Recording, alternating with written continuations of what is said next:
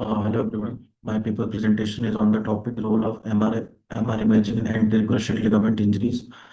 I am Dr. Anup, PG first year from Muzaffarnagar Medical College.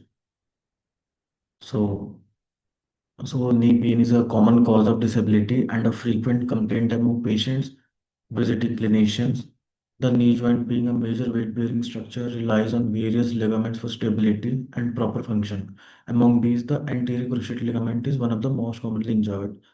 MRI provides excellent visualization of both normal ACL anatomy and its injuries. MRI plays a significant role in the accurate diagnosis and effective management of ACL injuries. As a result, using MRI as a first-line investigation in suspected ACL injuries can help avoid many unnecessary diagnostic arthroscopies. So MRI is highly effective in diagnosing ACLs with accuracy, sensitivity, and specificity, all exceeding almost 90%. Additionally, MRI provides valuable insight into injuries of other ligaments surrounding the knee joint, aiding in the planning of both arthroscopic and non-arthroscopic surgical interventions. This article focuses on normal anatomy of the ACL as well as the imaging characteristics of ACL tears, chronic tears, and mucoid degeneration. So the aim of this study was to categorize ACL injuries using magnetic resonance imaging. This was a prospective study conducted over a period of 2 months. A total of 70 patients underwent knee MRI scans after being referred to the Department of Radiodiagnosis with complaints of knee pain and suspected ACL injury. All MRIs were performed using a 1.5 Tesla Siemens MR system equipped with a dedicated knee coil. Imaging was carried out using a surface coil with the affected knee positioned in slight external rotation, extended, and the patient lying supine. Cushions were used to minimize motion during the scan. The following MRI sequences and scan parameters were used. So the result, out of total 70 patients with suspected ACL injuries referred to our department in a span of 2 months were studied. The most common age group for patients with ACL injuries was between 21 to 40 years. So the majority of patients, like the 27 percent, had interstitial sprain, while the remaining 21% had complete tear. 20% patients had mucoid degeneration, 17% had partial tear, and 9% had high-grade partial tear. However, 4 patients had normal ACL. So there was also association of ligamentous injuries with ACL injury, medial meniscal tear being most common, then lateral meniscal tear and posterior cruciate ligament tear, also medial lateral collateral ligament tear. Imaging appearance of a normal ACL. So the normal ACL appears as a band of low signal intensity across all MRI sequences.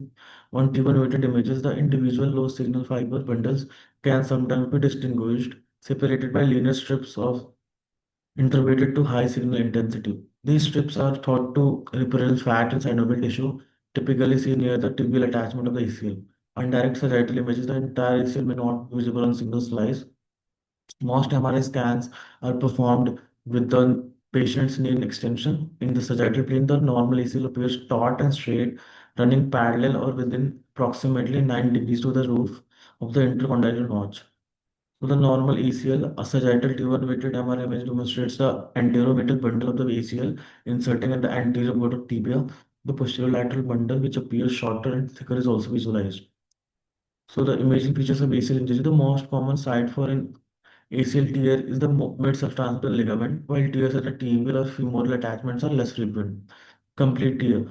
Key imaging signs of complete ACL tear include discontinuity of ligament fibers, diffuse or focal abnormal signal intensity, abnormal orientation or course of the ligament, such as altered Blumenstadt angle, a mass-like appearance at the affected location of the ACL, and non-visualization of the ligament.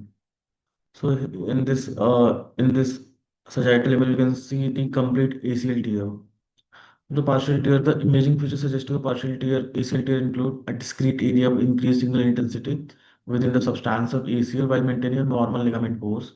Hyperintense intrasubstance signal with some intact fibers still visible. Non-visualization of the ACL on one MRI sequence, but presence of fibers on other sequence. So in the sagittal T2-weighted imaging shows hyperintensity in ACL fibers. However, orientation of fibers appeared normal. So this is suggestive of partial tear. So chronic tear. In chronic ACL tear, there is typically no edema or synovitis, and the face concave edge of Hoffa's pad remains regular. Small chronic joint effusions may be present. The ACL may be absent or difficult to visualize on sagittal or coronal MRI images. The absence of the ACL in the lateral intercondylar notch on coronal images is known as the empty notch sign. In chronic tears, the ACL may also appear thin or attenuated. Degeneration. So the mucoid degeneration of the ACL is a rare cause of knee pain, most commonly seen in elderly women. It may coexist with ACL ganglia and heterosseous cysts at the femoral and tib attachment site. On MRI, mucoid degeneration is characterized by diffuse thickening and increased signal intensity of the ACL. A distinctive feature is the presence of subtle linear low signal intensity fibers running parallel to the ligament's long axis, creating a striated or ciliary stalk appearance. Potently intact and contiguous ligament fibers are visible throughout the ligament's length. So the essential points to include in the report. So we have to mention the grade of ACL injury. So we have to specify if the tear is complete or partial. If partial, indicate whether it is high grade or low grade. And also we have to mention presence of avulsion fractures. If there are any avulsion fractures in the ligament attachment site, associated injuries. Describe any meniscal or spondylar injuries, include the condition of the articular cartilage. And we also a status of other ligament structure, comment on integrity of collateral ligament, cruciate ligament, and other surrounding ligaments. Thank you.